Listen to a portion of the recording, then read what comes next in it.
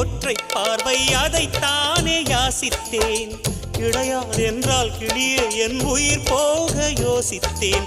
4 ஆண்டு தூக்கம் கெட்டு இன்றுன்னை சந்தித்தேன். காற்றும் கடலும் நிலமும் அடித்தீ கூட தித்தித்தேன். மாணிக்கத்தேரே புனை மலர் கொண்டு பூசித்தேன்.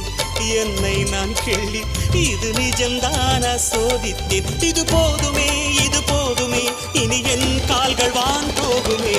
என்ன அழகு எத்தனை அழகு கோடி மலர் கொட்டிய அழகு இன்றெந்தன் கை சேர்ந்ததே.